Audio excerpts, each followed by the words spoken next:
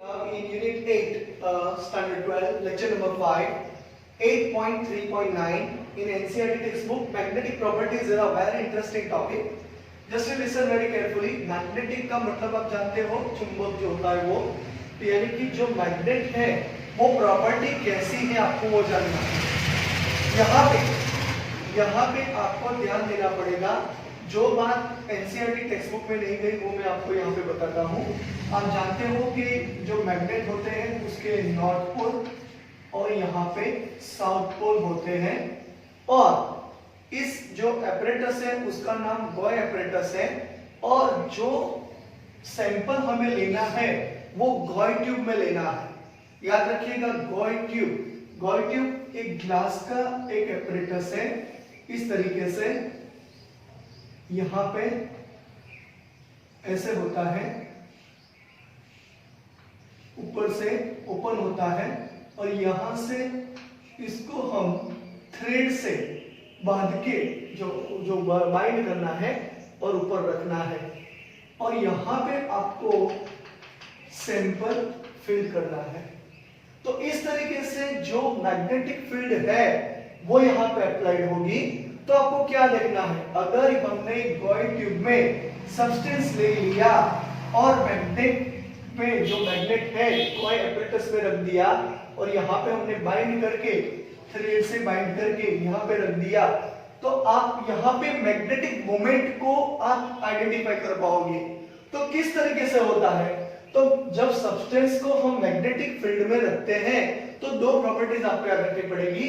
जो पहली है वो डायमैग्नेटिज्म का मतलब ये होता है कि repelled by the applied field, और उसको हम कहेंगे diamagnetic substance.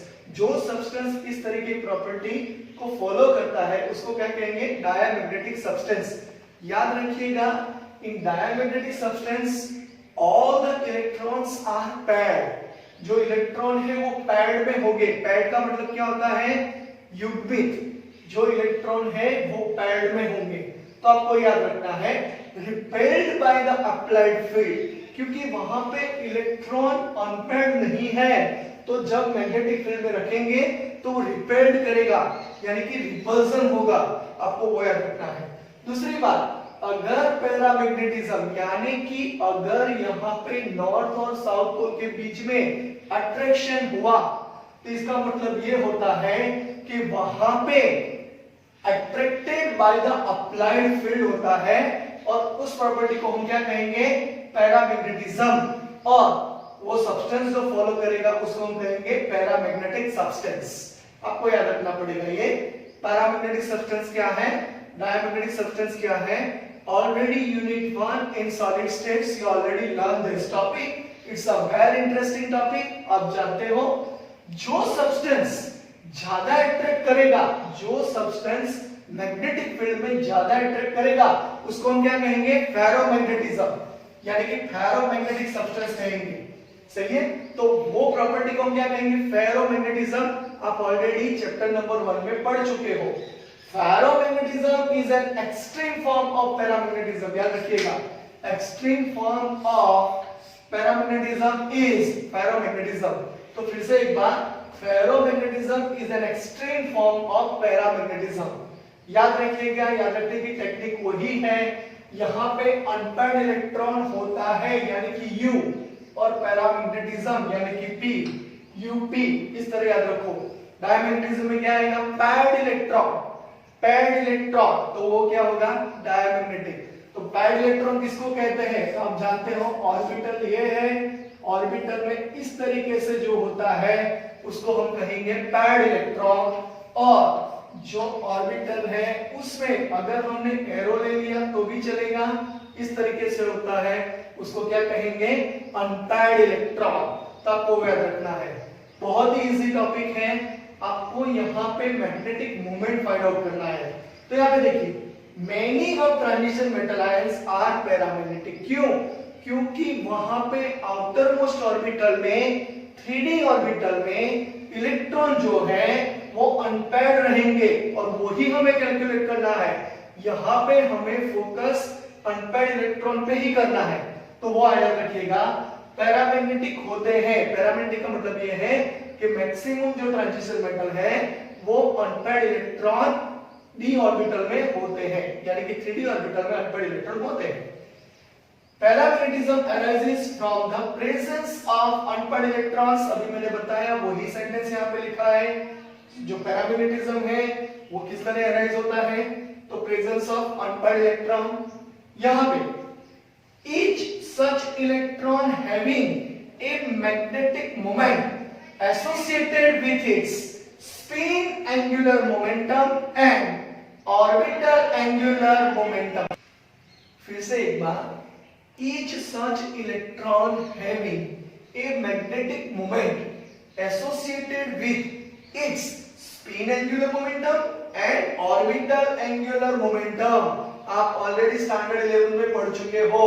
Orbital angular momentum यानी कि L और स्पिन एंगुलर मोमेंटम यानी कि S। इस वैल्यू को आप जानते हो, S की वैल्यू +1/2 या -1/2 आएगी और L की value L is equal to what? L is equal to n-1 where n is called principal quantum number. आपको वो याद रखना है। L का मतलब क्या होता है, एजिमुथल क्वांटम नंबर या ऑर्बिटल एंगुलर मोमेंटम, यानी कि जो क्वांटम नंबर है उस तरीके से आपको याद रखना है। तो यहाँ पे जो मोमेंटम है वो ऑर्बिटल एंगुलर मोमेंटम आएगा, स्पिन एंगुलर मोमेंटम आएगा और उसके हिसाब से आप क्वांटम नंबर पे आप जानते हो, उस तरीके से वैल्यू को आपको फाइंड आउट करना पड़ेगा। For the compounds of first series of transition metals, यानी कि फर्स्ट सीरीज कौन सी है, स्कैटिव, क्रमंफी, कोनिको, जिंक, यानी कि स्कैटियम से लेके जिंक तक जो है वो first series of transition metals है।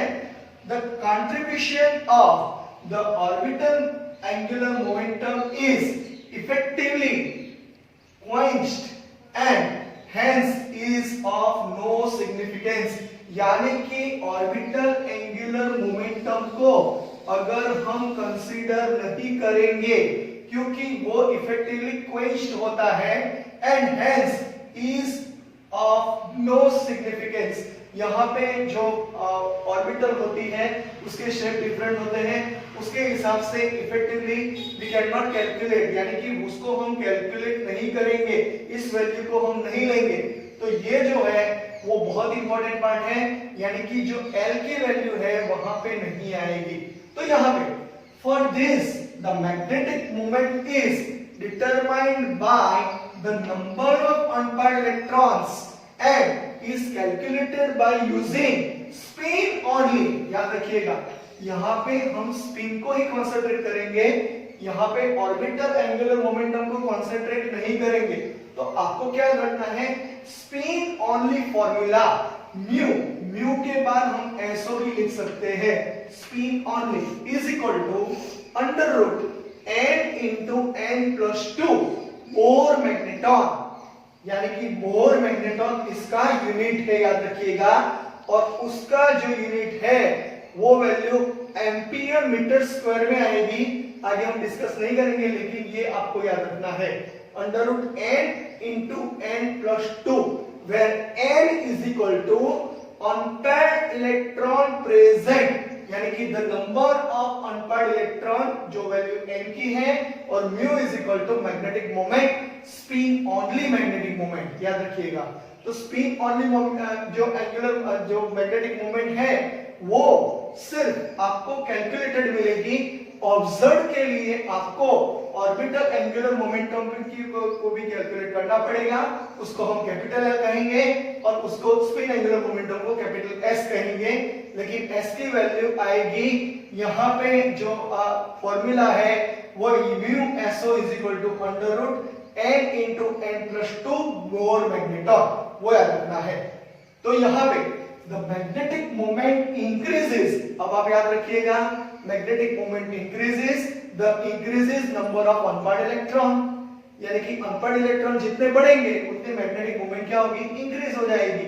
अगर मैंने n इज इक्वल टू यहाँ पे 1 ले लिया तो n इज इक्वल टू 1 लिख दो, तो 1 इंटू 1+2 और अंडर रूट ले लो, यानी कि 1 इंटू 3 और उसका रूट अंडर रूट 3 √3 आप कैलकुलेट करोगे तो 1.73 बोर मैग्नेट्रॉन मिलेगा। तो जो n is equal to 1 unity है उसकी वैल्यू आएगी 1.73 बोर मैग्नेट्रॉन। तो आपको याद रखना है। तो यहाँ पे n is equal to the number of unpaired electron, mu is equal to magnetic moment, और ये फॉर्मूला याद रखिएगा। बहुत सारे क्वेश्चन इस पे पूछे जाते हैं। अगर n की वैल्यू दे दी तो आपको म्यू की वैल्यू देंगे और n फाइंड आउट करने को कहेंगे। n की वैल्यू दे दी तो आपको म्यू फाइंड आउट करना पड़ेगा।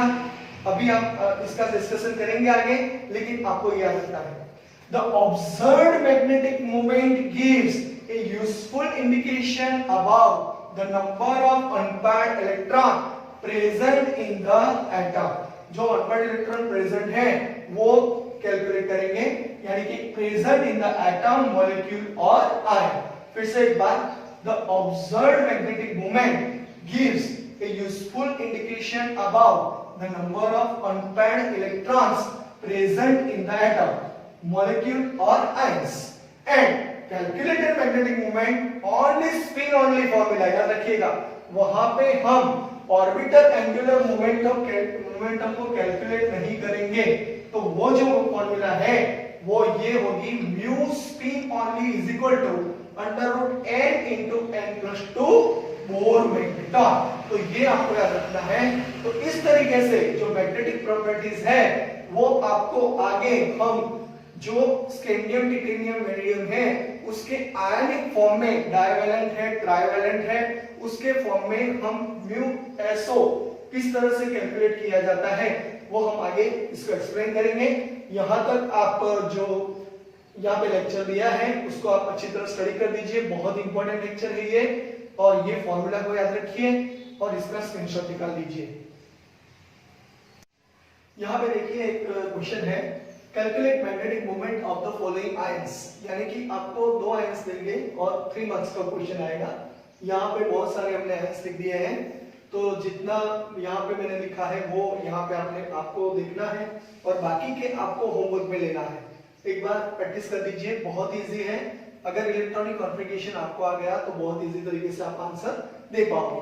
तो यहाँ पे देखिए पहला जो है वो Sc+3 आयन है, यानी कि फर्स्ट हम ले लेते हैं Sc+3 आयन। तो यहाँ पे जो स्कैंडियम है इसकी ग्राउंड स्टेट में इलेक्ट्रॉनिक कॉन्फ़िगरेशन क्या है आपको पता होना चाहिए। ये जो पहले में लिख रहा हूं वो ग्राउंड स्टेट में हम GS कहेंगे उसको, उसके इलेक्ट्रॉनिक कॉन्फ़िगरेशन है। इसका मतलब ये हुआ आर्गन कोर 3d4s, यहाँ पे 18 होगा, यहाँ पे 2 और यहाँ पे 1 हो गया 21। इस तरीके से 18 + 2 यानी 20 और यहाँ पे 1 यानी 21। अब आपको कहा गया है Sc+3 आयन, यानी कि यहाँ पे आउटर मोस्ट ऑर्बिटल में से 4s ऑर्बिटल और 3d ऑर्बिटल में, जो 4s ऑर्बिटल में 2 इलेक्ट्रॉन है, 3d ऑर्बिटल में 1 इलेक्ट्रॉन है, उसको आप रिमूव कीजिए। पहले इलेक्ट्रॉन 4s में से जाएंगे और बाद में 3d में से जाएंगे।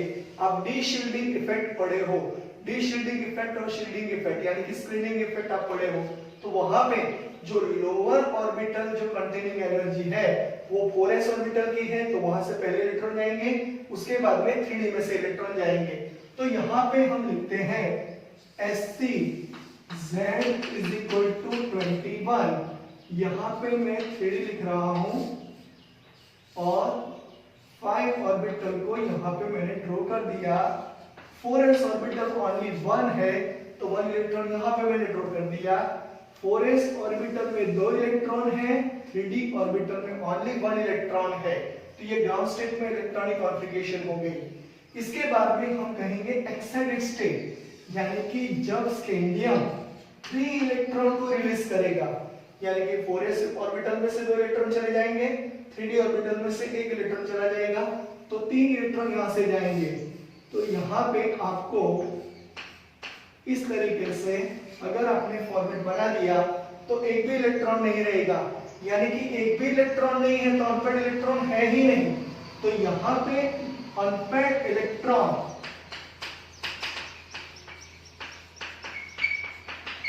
उसको हम कहेंगे n और उसकी वैल्यू आएगी 0। तो n इज इक्वल टू 0 हो गया। अब आपको याद रखना है म्यू इज इक्वल टू यानी कि मैग्नेटिक मोमेंट है is equal to under root n into n plus 2 Bohr magneton unit है।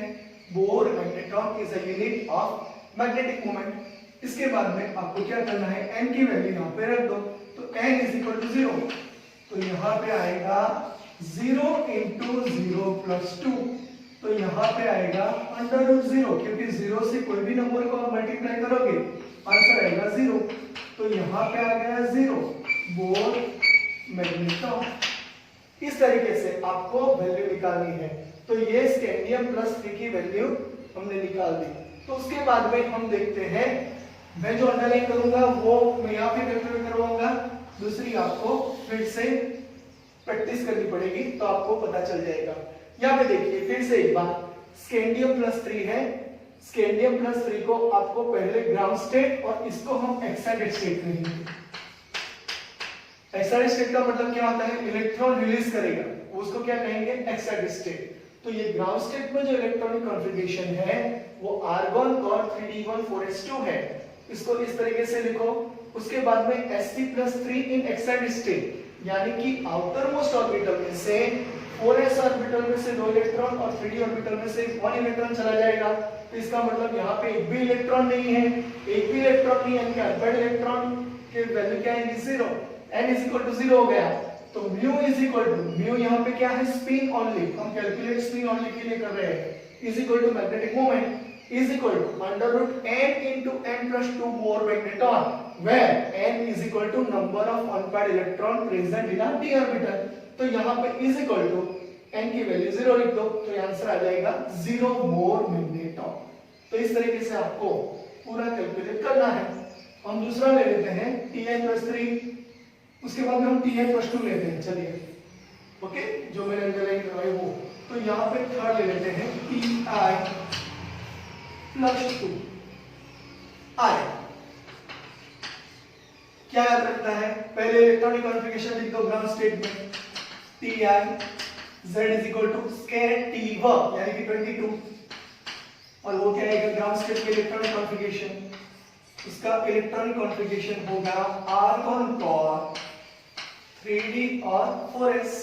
यहाँ पे 18, यहाँ पे 2 और यहाँ पे हो जाएगा फिर से 2 यानी 22। और ग्राउंड स्टेट में ये इलेक्ट्रॉनिक कॉन्फ़िगरेशन है, तो इलेक्ट्रॉनिक कॉन्फ़िगरेशन को आप इस तरीके से भी लिख दो तो बहुत इजी रहेगा। यहाँ पे 2 इलेक्ट्रॉन है और यहाँ पे 1 और 2 अकॉर्डिंग टू हुन्स प्रिंसिपल। पहले इलेक्ट्रॉन अनपेयर्ड में आएंगे, बाद में पेयरिंग करेंगे हाफ फील्ड कंप्लीट होने के बाद, आप जानते हो ये बात। तो यहाँ पे Ti+2 यानी कि Ti+2 इन एक्साइटेड स्टेट, तो इलेक्ट्रॉनिक कॉन्फ़िगरेशन क्या होगी, 2 इलेक्ट्रॉन जाएंगे लेकिन d में से नहीं 4s में से जाएंगे। तो आपको क्या करना है, फिर से एक बार 3d ऑर्बिटल को ड्रॉ कर दो।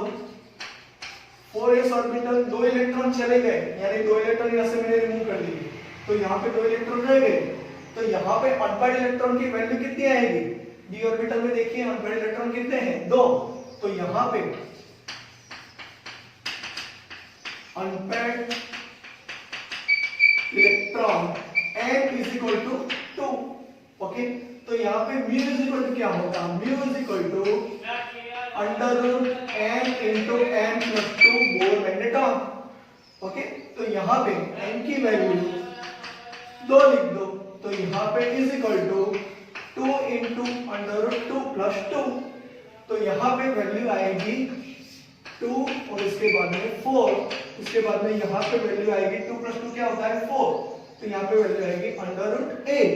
अंडर रूट 8 को आप कैलकुलेटर से कैलकुलेट कर दो, यानी 8 करके आपको अंडर रूट निकालना है, तो वैल्यू आएगी 2.828 है, तो उसको 3 लेते हैं तो उसकी value approximate 2.83 Bohr magneton. Don't forget to write this unit. Half marks चले जाएंगे अगर ये यूनिट नहीं लिखा तो यहाँ पे 2.83 आ गया। अब पैरामैग्नेटिक की मैंने बात की थी, तो पैरामैग्नेटिक किसको कहेंगे, इसको पैरामैग्नेटिक कहते हैं। जो डी ऑर्बिटल देखिए अनपेड इलेक्ट्रॉन प्रेजेंट है तो उसको हम क्या कहेंगे, पैरामैग्नेटिक। जब पेड इलेक्ट्रॉन होंगे तो उसको क्या कहेंगे, डायमैग्नेटिक। तब को वो याद रखना है। आगे हम ले लेते हैं एक एग्जांपल और, यहाँ पे हम लेंगे B+2, आप होमवर्क में कीजिएगा, Cr+2 को ले लेते हैं। बहुत इंपॉर्टेंट एग्जांपल है। फिर से एक बार वही बात, यानी कि 1 2 3 4 और 5th नंबर का मैं ले रहा हूं। टेबुलर फॉर्म में दिया गया है, लेकिन किस तरह कैलकुलेट करना है। अगर आपका एग्जामिनेशन में 3 मार्क्स को पूछा गया तो ये 1.5 मार्क्स और ये 1.5 मार्क्स, यानी कि 1.5 तो कितने मार्क्स होंगे, 3 मार्क्स का क्वेश्चन बोर्ड में पूछा गया था। तो इस तरीके से आपको आंसर देना है, सही है। तो आप सेंटेंस थोड़े लिखो तो भी चलेगा, अगर सेंटेंस लिखते हो और इस तरीके से बताओगे तो भी चलेगा। लेकिन जब आप बोर्ड की एग्जाम देते हो तो जो मैंने सेंटेंस बताया, एक स्टेडी स्टेट में क्या है, ग्राउंड स्टेट में क्या है, अनपेड इलेक्ट्रॉन क्या है, वो आप लिख दो तो आपको पूरे मार्क्स मिल जाएंगे। तो यहाँ पे 5th में ले रहा हूं, जो 5th है वो Cr+2 आया है। अब आप जानते हो क्रोमियम की इलेक्ट्रॉनिक कॉन्फ़िगरेशन, क्रोमियम Z=24, इसकी इलेक्ट्रॉनिक कॉन्फ़िगरेशन टिपिकल है, आप जानते हो 3d5 4s1, सही है। क्योंकि यहाँ पे अनपेड इलेक्ट्रॉन जो है 5 हो जाएंगे हाफ फील्ड होने की वजह से, तो 4s ऑर्बिटल में से 3d ऑर्बिटल में 5 इलेक्ट्रॉन मिल जाएंगे, तो वो हाफ फील्ड बनेगा और स्टेबल होगा। इस तरीके से आपको याद रखना है। तो ये है ग्राउंड स्टेट। अब इसका एक्सटेंडेड स्टेट ले लेते हैं, यानी कि R1 लिख दिया। उसके बाद में हम 3d ऑर्बिटल को इस तरीके से 5 ऑर्बिटल आपको याद रखनी है। 3d ऑर्बिटल 5 क्यों है वो मैं आंसर दे देता हूं। जो d ऑर्बिटल है वो 5 है इसलिए, और 4s ऑर्बिटल ओनली 1 है। कभी-कभी बच्चे यहाँ पे 4s ऑर्बिटल 2 कर देते हैं तो गलत हो जाएगा, यानी कि आपका कॉन्सेप्ट क्लियर नहीं है। s ऑर्बिटल ओनली 1 होती है, p ऑर्बिटल 3 होती है, d ऑर्बिटल 5 होती है और f ऑर्बिटल 7 होती है। याद रखिएगा, बहुत इंपॉर्टेंट पार्ट है। और यहाँ पे 4s ऑर्बिटल 1 हो जाएगी। ओके, 4s ऑर्बिटल 1 हो गई। इसका मतलब ये हुआ, पहले हम ग्राउंड स्टेट पे इलेक्ट्रॉनिक कॉन्फ़िगरेशन इस तरीके से लिखते हैं, हो गया। अब एक्साइटेड स्टेट में क्या होगा, 2 इलेक्ट्रॉन चले जाएंगे, यानी कि क्रोमियम में एक्साइटेड स्टेट में 2 इलेक्ट्रॉन चले जाएंगे, तो ये इलेक्ट्रॉन और ये इलेक्ट्रॉन गया। तो यहाँ पे एक्साइटेड स्टेट में देखिए 3d ऑर्बिटल और 4s ऑर्बिटल, तो यहाँ पे 1 2 3 4 हो गया और ये 2 चले गए। तो एक्सटेंडेड स्टेट में 3d ऑर्बिटल में how many unpaid electron is present. Unpaid का मतलब क्या होता है, इस तरीके से जो स्ट्रेट होता है वो अनपेड का मतलब ये होता है। पैरेलल जो होता है वो, पैड का मतलब क्या होता है, इसको हम पैड कहेंगे, इसको क्या कहेंगे, अनपेड, आप जानते हो। तो यहाँ पे 3d ऑर्बिटल में n कितना आएगा, 4। तो यहाँ पे n 4, यानी कि अनपेड इलेक्ट्रॉन 4 है, तो μ क्या होगा, √n into n+2 Bohr magneton लिख दो, n की वैल्यू यहाँ पे लिख दो, 4 into 4+2।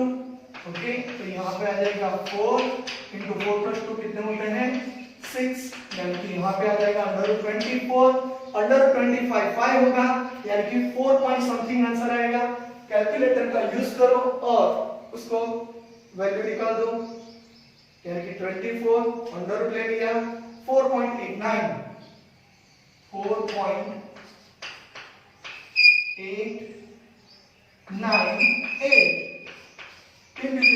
Bohr magneton, don't forget to write this, Bohr magneton आपको याद रखना है।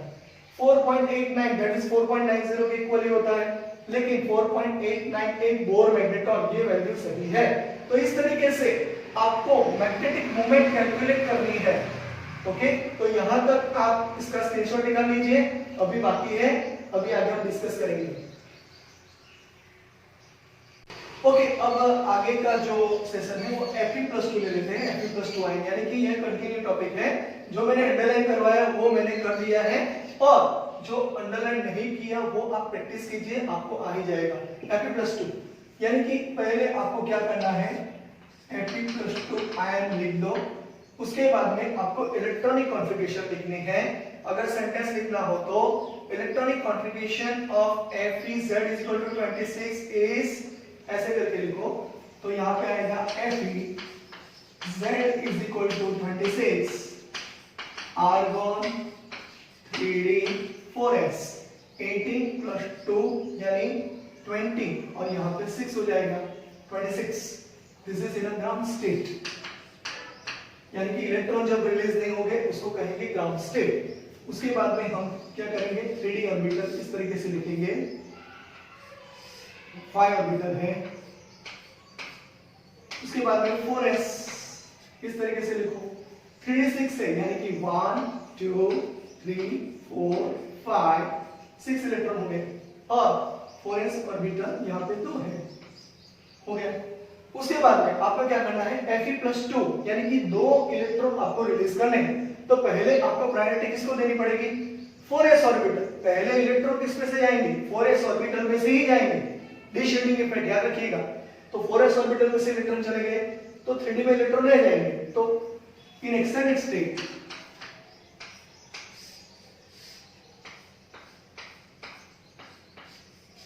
फोरेस ऑर्बिटल से 2 इलेक्ट्रॉन चले गए, इसको हम पैड कहेंगे। इसको हम क्या कहेंगे पैड इलेक्ट्रॉन। उसको हम कैलकुलेट नहीं करेंगे। तो यहाँ पे अनपैड इलेक्ट्रॉन कितने हैं आप देख लीजिए 1 2 3 4।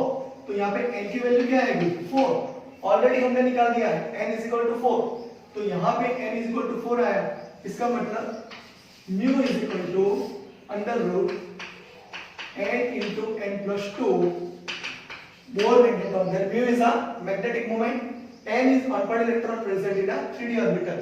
आपको याद रखना है यहाँ पे is equal to √4 × 4 + 2 यानी कि √4 + 2 यानी कि 6 हो जाएगा, यानी √24 हो जाएगा। इसकी वैल्यू आएगी 4.898। हमने एक बार कैलकुलेट कर ली है 4.9898। एक बार फिर से अगर चाहो तो कैलकुलेट कर दो √24 की वैल्यू फिर से एक बार, क्योंकि यहाँ पे कोई गलती नहीं होनी चाहिए। Yes 4.898 bore magneton. इसको मत भूलना, bore magneton is very very important. तो इस तरीके से यहाँ पे अनपैड इलेक्ट्रॉन ज्यादा है, n = 4 हो गया तो 4.898 हो जाएगा। और इसी तरीके से हम Fe+3 का भी फाइंड आउट कर सकते हैं। अगर Fe+3 हुआ तो यहाँ पे एक इलेक्ट्रॉन चला जाएगा तो n = कितने आएंगे वहां पे 5 आएंगे, याद रखिएगा। तो n = 5 है तो उसकी मैग्नेटिक मोमेंट बढ़ जाएगी। जितने अनपैड इलेक्ट्रॉन ज्यादा होंगे मैग्नेटिक मोमेंट बढ़ जाएगी, इतना याद रखना है। हो गया। उसके बाद में Fe+3 के बाद में हम ले लेते हैं Na+2। बहुत ही सिंपल है, आपको सिर्फ इलेक्ट्रॉनिक कॉन्फ़िगरेशन और जो कंडीशंस है वो याद रखनी है, दूसरा कुछ भी यहाँ पे नहीं याद रखना। निकल Z = 28 इलेक्ट्रॉनिक कॉन्फ़िगरेशन है। आर्गॉन 3d4s यहाँ पे 2 और 8 हो जाएगा। इसके बाद में इसको हम ग्राउंड स्टेट कहेंगे। तो 3d ऑर्बिटल इस तरीके से 5 हो गए। 4s ऑर्बिटल यहाँ पे एक ही है, आप 2 मत ड्रॉ करना। 8 है यानी 1 2 3 4 5 6 7 और 8 याद रखिए वुड्स प्रिंसिपल। और 4s में आएंगे यहाँ पे 2 इलेक्ट्रॉन। तो यहाँ पे Na+2 है, इसका मतलब ये 4s ऑर्बिटल में से 2 इलेक्ट्रॉन चले जाएंगे। तो यहाँ पे इन एक्सेल स्टेट 3d 1 2 3 4 5 और यहाँ पे 4s 2 इलेक्ट्रॉन चले गए। इसमें से कोई इलेक्ट्रॉन नहीं जाएगा। तो यहाँ पे n = वैल्यू कितनी आई 2। देखिए अनपैड इलेक्ट्रॉन कितने हैं 2 है। तो यहाँ पे n = 2। तो μ = क्या होगा √n × n+2 बोर मैग्नेटॉन दो वैल्यू रख दीजिए, ये फिर से एक बार आ गया 2 इंटू √4, तो यहाँ पे वैल्यू आ गई √8, और इसकी वैल्यू √8 की वैल्यू अगर आपको पता ना हो तो आप फिर से एक बार कैलकुलेट कर दो। √9 की वैल्यू 3 आएगी, तो 2 पॉइंट समथिंग आएगा आंसर 8, 2.828, 2.828 बोल मिनट। तो सही आंसर नहीं है, आप कैलकुलेटर का यूज कर सकते हो। हो गया, तो ये मैग्नेटिक मोमेंट हो गया। म्यू इज इक्वल टू 2.828, यहाँ पे म्यू इज इक्वल टू कितना आएगा, आंसर लास्ट में इस तरह से लिखा जाता है, और उसको आप इस तरीके से बॉक्स बना दो तो बहुत ही अच्छी बात रहेगी। अब आगे Cu+2 और Zn+2 दोनों को ले लेते हैं, तो Cu+2 को मैं ऊपर लूंगा, Zn+2 को यहाँ पे ले लूंगा। देख लेते हैं Cu+2 आयन, तो यहाँ पे Cu Z is equal to 29, R1 cross 3d10 4s1। याद रखना पड़ेगा, मैंने पहले ही बताया था इलेक्ट्रॉनिक कॉन्फ़िगरेशन अगर आपका आ गया तो ये बोर्ड में बहुत बार पूछा गया क्वेश्चन है, एमसीक्यू में भी आता है और थियरी में भी आता है, तो इस तरीके से याद रखना है। तो यहाँ पे ग्राउंड स्टेट हो गया 3D,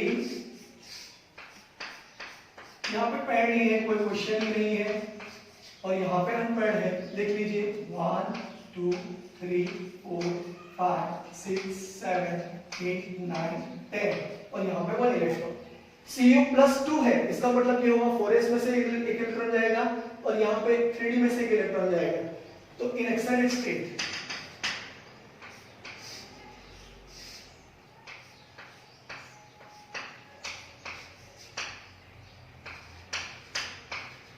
इस तरीके से लिख सकते हो 1 2 3 4 5 6 7 8 9 हो गया।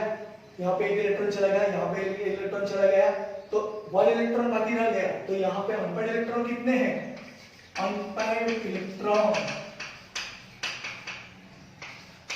कितने हैं, ओनली 1। तो मैंने आंसर ऑलरेडी कह दिया है, जब n इज इक्वल टू 1 आएगा तो इसकी जो म्यू है वो कितनी होगी 1.73। याद रखिए किस तरह, mu is equal to √n into n+2 Bohr electron, यहाँ पे 1+2, यहाँ पे आ जाएगा √3, और √3 is nothing but 1.73 bore magneton. तो इस तरीके से आपको Cu+2 आयन का मैग्नेटिक मोमेंट निकालना है। उसके बाद में मैं आगे बात करूंगा, Cu+2 का भी हमने निकाल दिया, Zn+2 की बात कर रहे हैं। तो Zn+2, तो देखिए Zn+2 किस तरीके से फाइंड आउट किया जाता है, बहुत ही सिंपल है। Zn+2 आयन, यहाँ पे Zn+2 आयन में Zn का जो इलेक्ट्रॉनिक कॉन्फ़िगरेशन है आपको याद होना चाहिए, R1 का 3d10 4s2 ग्राउंड स्टेट, यानी कि 3d ऑर्बिटल है, और यहाँ पे 4s ऑर्बिटल है, 1 2 3 4 5 6 7 8 9 10 कैलकुलेट करना है, और 4s में 2 इलेक्ट्रॉन हो गए। इसके बाद में Zn+2 कर देते हैं, तो Zn+2 का मतलब क्या होता है, 2 इलेक्ट्रॉन चले जाएंगे, किसमें से जाएंगे वो आपको आइडेंटिफाई करना पड़ेगा, लोअर ऑर्बिटल कंटेनिंग जो ऑर्बिटल है उसमें से। तो 4s ऑर्बिटल की एनर्जी लोअर है, तो वहां से इलेक्ट्रॉन जाएंगे। आपको स्टैंडर्ड 11 में आप ऑलरेडी ये पढ़ चुके हो, 1 2 3 4 5 6 7 8 9 10 हो गया। तो यहाँ पे दो इलेक्ट्रॉन चले गए, तो यहाँ पे देखिए सारे इलेक्ट्रॉन कैसे हैं, पैड है, so there is no unpaired electron, no unpaired electron, that is n is equal to 0। तो n इज इक्वल टू 0 होगा, तो म्यू इज इक्वल टू क्या होगा, √n into n+2 Bohr magneton is equal to 0 into 0 plus 2 is equal to 0 Bohr magneton. यानी कि आपको याद रखना पड़ेगा Sc+3 और Zn+2 दोनों डायमैग्नेटिक है। डायमैग्नेटिक का मतलब क्या, पैड हो रहे हैं इसलिए, सही है। और जो अनपेयर्ड इलेक्ट्रॉन जहां पे प्रेजेंट है वो सारे पैरामैग्नेटिक प्रॉपर्टीज वाले सब्सटेंसेस हैं, आयंस है, याद रखना पड़ेगा। ओके, तो यहां तक जो आप स्क्रीनशॉट निकाल लीजिए। यहाँ पे हमने बहुत सारे डिस्कशन कर लिए हैं और टेबुलर फॉर्म आप एनसीईआरटी बुक में देख लीजिएगा। ऑब्जर्व्ड वैल्यू और कैलकुलेटेड वैल्यू दी गई है। हमने कैलकुलेटेड वैल्यू यहाँ पे निकाली है mu S O, mu spin only is equal to √n into n+2 Bohr magneton. और इस तरीके से जो सारी कैलकुलेशन की है वो आपको याद रखनी पड़ेगी। बहुत ही सिंपल ये कैलकुलेशन है, तो आप इसका स्क्रीनशॉट निकाल लीजिए। आगे हम डिस्कस करेंगे, लेकिन जो फॉर्म है वो डिफरेंट होगा, तो यहाँ पर स्क्रीनशॉट निकाल लीजिए। Okay, now in an NCERT textbook, example number 8.8, which is already solved. Calculate the magnetic moment of a divalent ion in aqueous solution if its atomic number is 25. मैंने पहले ही बताया था एटॉमिक नंबर 25 यहाँ पे लिखा है, यानी कि एलिमेंट का नाम दिया गया नहीं है। तो पहले आपको क्या करना है, 21, 22, 23, 24, 25 तक लिख दीजिए। उसके बाद में स्केल टी वन क्रम मन 26 में आएगा Fe और 27 में आएगा कोबाल्ट। स्केल टी वन क्रम मन फी कोनिकू जिंक, ये आपको याद रखना पड़ेगा। मैंने पहले ही बताया था इलेक्ट्रॉनिक कॉन्फ़िगरेशन में आपको एटॉमिक नंबर याद रखना पड़ेगा। तो यहाँ पे जो एलिमेंट दिया गया है वो मैंगनीज है, और जो मैंगनीज है उसको डाइवेलेंट आयन इन एक्वियस, यानी कि जो सॉल्यूशन है वो किसका है, तो आपको याद रखना पड़ेगा। यहाँ पे डाइवेलेंट का मतलब होता है दो इलेक्ट्रॉन रिलीज हो जाएंगे, यानी कि यहाँ पे मैंगनीज लिख के आपको +2 लिखना है, इसको हम कहेंगे डाइवेलेंट आयन। अगर मोनोवेलेंट होता तो प्लस होता, अगर ट्राइवेलेंट होता तो +3 होता। इस तरीके से याद रखना है। डाइवेलेंट का मतलब होता है Mn+2 डाइवेलेंट आयन।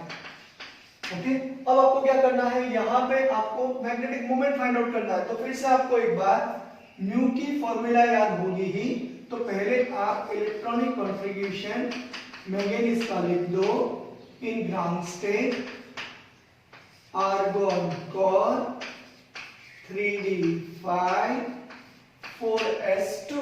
अगर याद ना रहे तो 18 + 2 20 और यहाँ पे 5 25। तो यहाँ पे ग्राउंड स्टेट में आपको 3d ऑर्बिटल में इस तरीके से और 4s ऑर्बिटल में इस तरीके से, यानी कि 1 2 3 4 5 और 4s ऑर्बिटल में 2 इलेक्ट्रॉन हो जाएंगे। तो 2 इलेक्ट्रॉन आउटर मोस्ट ऑर्बिटल में से चले जाएंगे, यानी कि 4s में से इलेक्ट्रॉन चले जाएंगे, क्योंकि एक्साइटेड स्टेट में Mn का जो हमें फॉर्म लिखा है वो डाइवेलेंट है, यानी Mn+2 आयन है। तो यहाँ पे आपको 3d, उसके बाद में 1 2 3 4 5 4s, उसमें एक भी इलेक्ट्रॉन नहीं ड्रॉ करना, क्योंकि 2 इलेक्ट्रॉन चले जाएंगे। तो 3d ऑर्बिटल में कितने इलेक्ट्रॉन अनपेयर्ड है वो कैलकुलेट कर दो। तो यहाँ पे n = आएगा 5 जो अनपेयर्ड इलेक्ट्रॉन है।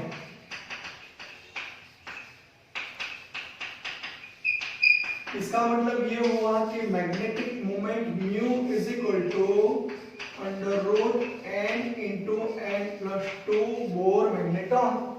n की वैल्यू लिख दो 5 = √5 × 5 + 2, यानी कि √5 × 7, यानी कि √ हो जाएगा 35। तो वैल्यू आएगी 5.92। कैलकुलेटर से कैलकुलेट कर दो।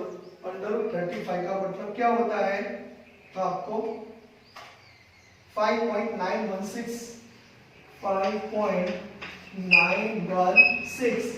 बोर मैग्नेटॉन या यूनिट आ गया। इस तरीके से आपको फाइंड आउट करना है। तो ये पूरा 2 मार्क्स का क्वेश्चन हो गया सॉल्व।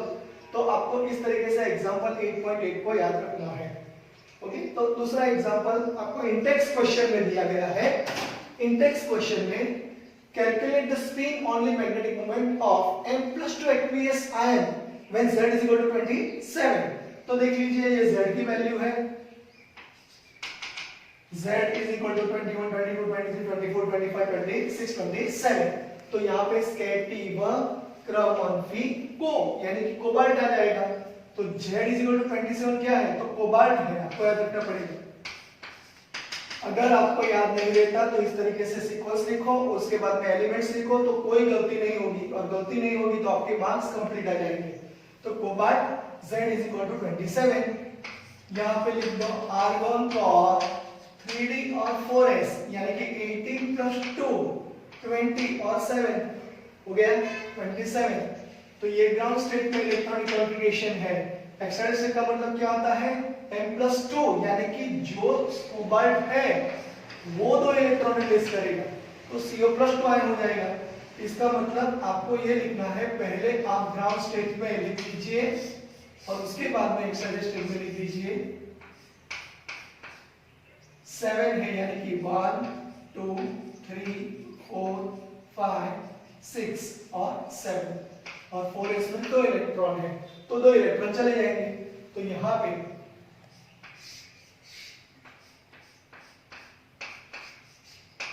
दो इलेक्ट्रॉन चले गए, ये 3d है, यहाँ पे 4s है, तो यहाँ पे 1 2 3 4 5 6 और 7 दो इलेक्ट्रॉन चले गए। तो ये पैड इलेक्ट्रॉन है, याद रखिएगा, और ये अनपैड है। How many unpaid electron present in 3d orbital? 3। तो आपको मैग्नेटिक मोमेंट निकालना है, तो mu is equal to what? √n into n+2। Don't write +1, ये गलती होती है, तो आपको वो याद रखना पड़ेगा। 5 टाइम्स लिख दो, 10 टाइम्स लिख दो, लेकिन ये फॉर्मूला याद रखो, is equal to √3 into 3 plus 2। तो यहाँ पे क्या आएगा? √3 into 5 यानी √15। √15 क्या होता है वो कैलकुलेटर से कैलकुलेट कर दो। 15 अंडर निकाल दो, 3.87। 3.87 आगे का यूनिट भी ले लो, आगे का जो नंबर है वो 2 बोर मैग्नेट। तो इस तरीके से mu is equal to 3.872 bore magneton, unit याद रखो, ये वैल्यू हो जाएगी। और यहाँ पे mu is equal to 5.916 bore magneton unit हो जाएगा। इस तरीके से स्क्वायर यानी कि बॉक्स बना दो, तो आपके जो मार्क्स होंगे वो कंप्लीट हो जाएंगे। देयरफॉर लिखना है तो लिख दो। फिर से एक बार, तो इस तरीके से ये 2 मार्क्स का क्वेश्चन है, तो इस तरीके से इंडेक्स का क्वेश्चन और एग्जांपल का जो क्वेश्चन है वो सॉल्व कर दिया। आगे हम कलर ऑफ आयंस देखेंगे, इसका स्क्रीनशॉट निकालो। Okay, now 8.3.10 formation of coloured ions. Lecture is continue, lecture number 5। When an electron, याद रखिएगा ये थोड़ा टिपिकल टॉपिक है क्योंकि आपकी एनसीईआरटी टेक्स्ट बुक में ये दिया नहीं गया, लेकिन मैं आपको उसको ब्रीफ में एक्सप्लेन कर देता हूँ। When an electron from a lower energy d orbital is excited to a higher energy d orbital, the energy of excitation corresponds to the frequency of light absorbed। यानी कि यहाँ आपको जो बात बताई गई है कि जो भी कंपाउंड है वो कंपाउंड का मैं आपको 2 बात बता देता हूँ। यहाँ पे स्ट्रक्चर आएंगे 2, यानी कि एक होगा टेट्राहेड्रल और दूसरा होगा ऑक्टाहेड्रल। यहाँ पे कुछ भी लिखा नहीं है, लेकिन आपको याद रखना पड़ेगा। यूनिट टाइम में आपको पढ़ना है पूरा, लेकिन थोड़ा मैं ब्रीफ में बता देता हूँ तो आपको इजीली याद रह जाएगा। तो टेट्राहेड्रल का मतलब ये है कि जो मीथेन का स्ट्रक्चर है इस तरीके से टेट्राहेड्रल इसको कहेंगे, और ऑक्टाहेड्रल का मतलब ये है कि जो सेंट्रल मेटल है वो बीच में होगा और लिगेंड जो है वो इस तरीके से यानी कि प्लेन में 4 लिगेंड और अबव साइड और बिलो साइड इस तरीके से ऑक्टाहेड्रल शेप होगा। यानी कि यहाँ पे 2 स्ट्रक्चर आपको याद रखने हैं, one is a tetrahedral and another is a octahedral. अगर टेट्राहेड्रल है और d ऑर्बिटल वहां पे पार्ट ले रहा है तो जो टेट्राहेड्रल है उसमें डी ऑर्बिटल डी जनरेट होके एनर्जी को, यानी कि जो एनर्जी है उसकी इंक्रीज होगी और वो स्प्लिट करेंगे, उसको हम कहेंगे क्रिस्टल फील्ड स्टेबलाइजेशन एनर्जी। तो टेट्राहेड्रल में यहाँ पे 3 आएगा, यहाँ पे 2 आएगा, और ऑक्टाहेड्रल में यहाँ पे 2 आएगा, यहाँ पे 3 आएगा। जो मैं बताने जा रहा हूं वो यूनिट 9 का है, थोड़ा समझ लीजिएगा, बहुत ही टॉपिक इजी है लेकिन आपको याद रखना पड़ेगा। जो टेट्राहेड्रल है ये 3 है, ये 3 ऑर्बिटल है, इसकी डी ऑर्बिटल की, डी ऑर्बिटल की जो T2G कहा जाता है, यानी कि यहाँ पे dxy, dyz और dxz होता है, और जो 2 है वो Eg है। Eg का मतलब ये है dx² - y² एंड dz², यानी कि जो 5 ऑर्बिटल है, मैं ब्रीफ में बता रहा हूं क्योंकि ये बहुत डिटेल में आपको यूनिट 9 में पढ़ना पड़ेगा। जो 5 ऑर्बिटल है उसकी एनर्जी इंक्रीज होगी, और उसके बाद में यहाँ पे उसको बैरी सेंटर कहा जाता है, और इसको हम स्प्लिट करेंगे, यानी कि 2 पार्ट में स्प्लिट होती है। इसको लोअर एनर्जी कहेंगे, इसको हायर एनर्जी कहेंगे। अगर हमने जो फील्ड ली वो टेट्राहेड्रल है, तो ऊपर की साइड यहाँ पे 3 ऑर्बिटल आएगी, यहाँ पे 2 ऑर्बिटल आएगी। 3 ऑर्बिटल का मतलब है dxy, dyz और dxz, और 2 ऑर्बिटल का मतलब है Eg, यानी कि dx² - y² और dz²। याद रखने की टेक्निक, TD है, T का मतलब 3 होता है, तो 3 याद रखो। यहाँ पे O है, O का मतलब TWO, जो लास्ट में 2 आता है, तो 2 को ऊपर रखो। तो इस तरीके से स्प्लिटिंग होता है, और स्प्लिटिंग के हिसाब से ये लोअर एनर्जी डी ऑर्बिटल है और ये हायर एनर्जी डी ऑर्बिटल है, तो वहां पे ये dd ट्रांजिशन होता है, और इसके वजह से जो कलर चेंज है वो हमें दिखाई देता है। ये पूरा टॉपिक आप यूनिट 9 में पढ़ोगे, लेकिन आपको इतना याद रहना चाहिए, यूनिट 9 जब तक पढ़ो तब तक इतना याद रखने की कोशिश करना। तो यहाँ पे when an electron from a lower energy d orbital and is excited to a higher energy d orbital, the energy of excitation corresponds to the frequency of light absorbed। यानी कि कंपाउंड में जो लिगेंड है वो ligand किस type का है उस पर डिपेंड रहेगा। This frequency generally lies in the, यहाँ पे थोड़ा याद रखना, visible region. This frequency generally lies, यानी कि विजिबल, आप देख सकते हो, आराम से देख सकते हो। अगर आपका फेरस सल्फेट का सॉल्यूशन है तो आप ग्रीन कलर का देख सकते हो, FeCl3 का सॉल्यूशन जो वाटर में बना है तो उसको आप देख सकते हो, वो रेड कलर का है। तो इस तरीके से आप विजिबल रीजन में वो देख सकते हो। The color observed corresponds to the complementary color of the light absorbed। सही है, तो ये याद रखना, the color observed corresponds to complementary color of the light absorbed। अगर मैं कहता हूं कि ये पर्पल कलर है, तो मेरी जो यहाँ पे पर्पल कलर जो है वो वहां पे विजिबल मेरी जो रेज है वहां जाएगी, और उसको फिर से वो ट्रांसफर होके हमारी रेटिना में आएगी और मुझे दिखाई देगा कि पर्पल कलर है। अगर मैंने आंख बंद कर दी तो कोई कलर दिखाई नहीं देगा। यानी कि जो कलर ऑब्जर्वेशन है वो किस जो लाइट की एब्सॉर्ब है वो किस रीजन में आती है उस पर डिपेंड रहेगा, तो आपको याद रखना है, और वो डिटेल में आपको यूनिट 9 में पढ़ना पड़ेगा। The frequency of the light absorbed is determined by the nature of ligand। मैंने बताया यहाँ पे नेचर ऑफ लिगेंड का बहुत ही इंपॉर्टेंट पार्ट है। What is ligand? Ligand is nothing but negative or anion or neutral molecule which have tendency to donate electrons towards central metal ion। Once again I repeat, this definition is very important, you have to learn in unit 9, तो आपको याद रखना पड़ेगा। तो ligand क्या है? वो एक एनायन है और neutral molecule which have tendency to donate electrons towards central metal ion in their outermost orbital। When orbital are vacant, in that orbital they donate electrons, and that's why ligand to metal, यानी कि ligand का मतलब ये है जो donate कर सकता है वो, उसको हम कहेंगे लुईस बेस, और जो एक्सेप्ट करेगा उसको हम कहेंगे लुईस एसिड। तो यहाँ पे ligand to metal bond form होगा, और इस बॉन्ड को हम कोऑर्डिनेट कोवैलेंट बॉन्ड कहेंगे। ये सारी चीज हम जो बात बताई वो यूनिट 9 में पढ़ेंगे। तब तक आप इतना याद रखने की कोशिश कीजिए, जो सेंट्रल मेटल है वो बीच में रहता है, सिमेट्री उसके बीच में होती है, और लिगेंड है वो सराउंडिंग होता है। उस it's depend on structure whether it's a tetrahedral, square or octahedral. In aqueous solutions where water molecules are the ligands, यानी कि अगर आपने FeCl3 पाउडर को वाटर मॉलिक्यूल में डाल दिया तो FeCl3 और वाटर अगर स्टरिंग कर दिया तो FeCl3 का एक्वियस सॉल्यूशन तैयार हो जाएगा। तो उसमें वाटर जो है वो लिगेंड फॉर्म करेंगे, लिगेंड की तरह वो एक्ट करेंगे। क्यों? क्योंकि H2O में, याद रखिए, H2O में यहाँ पे जो ऑक्सीजन पे लोड ऑफ इलेक्ट्रॉन है वो डोनेट करने की कैपेसिटी, उसकी टेंडेंसी है, और उसके हिसाब से जो वाटर है वो लिगेंड के तरह वो एक्ट करेंगे।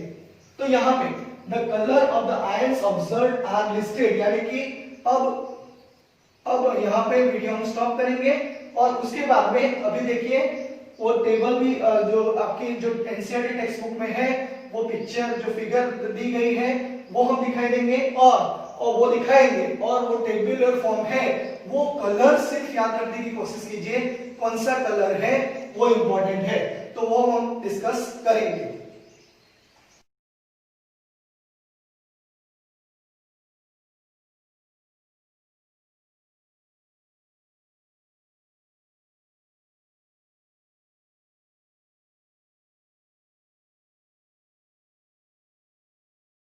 यहां तक हमने फॉर्मेशन ऑफ कलर्ड आयंस की डिस्कशन कर ली। आपने जो फिगर जो देखी उसमें कौन सा कलर आता था वो भी देख लिया। थोड़ी बात मैं यहाँ पे शेयर करूंगा आपके साथ कि जो लेबोरेटरी में हमने इनऑर्गेनिक क्वालिटेटिव एनालिसिस किया था उसमें हमने टेस्ट ट्यूब में अननोन सॉल्यूशन लिया था और उस अननोन सॉल्यूशन का कलर था, अगर ब्लू कलर का सॉल्यूशन है तो आप कॉपर सल्फेट कह सकते हो, अगर पिंक कलर का सॉल्यूशन है तो आप मैंगनीज सल्फेट या मैंगनीज क्लोराइड कह सकते हो, अगर रेड कलर का सॉल्यूशन तो आप कोबाल्ट क्लोराइड कह सकते हो, अगर ऑरेंज कलर का सॉल्यूशन है तो आप K2Cl2O7 कह सकते हो, अगर पर्पल कलर का सॉल्यूशन तो आप KMnO4 कह सकते हो। इस तरीके से आपको सारे कैरेक्टरिस्टिक अगर पता है तो आप बहुत अच्छी तरीके से ये पढ़ पाओगे कि कौन से कलर के आयंस कौन से होते हैं। तो वहां पे थोड़ा एक्सप्लेन हमने किया था, तो वो प्रैक्टिकल है उसमें भी देख लेना, वहां पे भी बात की थी, आप चैप्टर नंबर 8 और 9 में पढ़ोगे तो वो भी हमने बात बताई थी। तो कलर्स के ऊपर से आप कंपाउंड को आइडेंटिफाई कर सकते हो। उसके बाद में टॉपिक है 8.3.11 sorry, formation of complex compounds. याद रखिएगा बहुत ही इंपॉर्टेंट टॉपिक है ये, और ये भी आपको यूनिट 9 में बहुत अच्छी तरीके से पढ़ने को मिलेगा। लेकिन आपको क्या याद रखना है, जो कॉम्प्लेक्स कंपाउंड है यानी कोऑर्डिनेशन कंपाउंड है वो किस तरीके से तैयार होते हैं। तो metal ion bind a number of anion और neutron molecules then they form complex compound. फिर से एक बार, अगर मैंने बताया कि यहाँ पे अगर मैंने लिया मेटल है यानी कि यहाँ पे मेटल है, मेटल आयन है, और लिगेंड मैंने ले लिया तो यहाँ पे लिगेंड है, इस तरीके से यहाँ पे 1 2 3 4 और यहाँ पे 5 और 6, तो यहाँ पे जो शेप होगा वो कौन सा होगा, ऑक्टाहेड्रल, यानी कि मेटल जो बीच में आएगा और लिगेंड ये प्लेन में आएगा 4 यहाँ पे, और ऊपर और नीचे एक्सिस में आएंगे। तो इस तरीके से आपको कैरेक्टरिस्टिक याद रखनी पड़ेगी, और इसमें जो मेटल और लिगेंड है वो बॉन्ड ब्रेक नहीं होता, याद रखिएगा। अगर कॉपर सल्फेट सॉल्यूशन है उसको वाटर में डाल दिया कॉपर सल्फेट पाउडर को तो Cu+2 और SO4- में कन्वर्ट हो जाएगा, लेकिन अगर कॉम्प्लेक्स कंपाउंड को हमने वाटर में डाला तो वो आयनाइज नहीं होंगे। आप वनर्स जो थियरी है उसमें आप पढ़ोगे यूनिट 9 में, यहाँ पे थोड़ी मैंने डिस्कशन कर ली है, लेकिन यूनिट 9 में अच्छी तरह से आप पढ़ पाओगे, तो ये बहुत इंपॉर्टेंट पार्ट है। यहाँ पे जो कॉम्प्लेक्स कंपाउंड्स है, फिर से एक बार, metal ion bind a number of anions और न्यूट्रल मॉलिक्यूल, यानी कि न्यूट्रल मॉलिक्यूल में लोन ऑफ इलेक्ट्रॉन होती है और एनायन में नेगेटिव आयन है जो इलेक्ट्रॉन डोनेट करने की टेंडेंसी रखते हैं। तो आपको याद रखना है complex compound with characteristic properties. तो यहाँ पे कॉम्प्लेक्स कंपाउंड की जो एग्जांपल्स है यूनिट 9 में आप बहुत अच्छी तरह से पढ़ोगे, लेकिन यहाँ पे मैं बोल देता हूँ FeCN6 आयन, ये कॉम्प्लेक्स कंपाउंड है, इसको फेरिसाइनाइड कंपाउंड कहा जाता है, फेरिसाइनाइड आयन। इसको फेरोसाइनाइड कहते हैं, CuNH3 4 2+, यानी कि टेट्राएमाइन कॉपर 2 आयन। ये मैं बोला हूं IUPAC नेम है, उस पे भी पूरा लेक्चर आएगा। PtCl4 2- है तो उसको कहा जाएगा टेट्राक्लोराइडोप्लेटिनेट 2। तो जो आपको याद रखना है, प्लेटिनेट 2 के बाद में आपको आयन लिखना जरूरी है। अगर आप आयन भूल गए तो मार्क्स गए, तो वो भी याद रखना पड़ेगा। जो यूनिट 9 में आएगा तब हम ये देखेंगे, लेकिन ये एग्जांपल्स है। तो यहाँ पे द ट्रांजिशन मेटल्स, क्यों वो transition metals complex compound form करते हैं, ये बात बताने जा रहे हैं। The transition metals form a large number of complex compounds. This is due to, कौन से रीजन है, ये 2 मार्क्स का क्वेश्चन है। This is due to the comparatively smaller sizes of the metal ions, second is the high ionic charges, and third is the availability of d orbitals for bond formation। ये सारी चीज आप unit 9 में पढ़ोगे, ये सारे topic है unit 9 में, यानी कि कोऑर्डिनेशन कंपाउंड में पढ़ोगे तब पता चलेगा। क्योंकि जो भी सेंट्रल मेटल आयन है उसकी आउटर मोस्ट ऑर्बिटल में d ऑर्बिटल एम्प्टी होनी चाहिए, वहां पे इलेक्ट्रॉन एकोमोडेट करेंगे। कौन एकोमोडेट करेगा? लिगेंड इलेक्ट्रॉन एकोमोडेट करेंगे और हाइब्रिडाइजेशन फॉर्म करेंगे। तो वहां पे आपको याद रखना है smaller sizes of the metal ions, the high ionic charges and availability of d orbitals for bond formation. तो यहां तक आपकी टेक्स्ट बुक में दिया गया है, यूनिट 9 में आगे डिस्कशन करेंगे। तो यहां तक आपको ये लेक्चर नंबर 5 हमने कंप्लीट कर लिया। आगे हम लेक्चर नंबर 6 में कैटालिटिक प्रॉपर्टीज के बारे में डिस्कशन करेंगे। यहां तक आप स्क्रीनशॉट निकाल लीजिए। Thank you.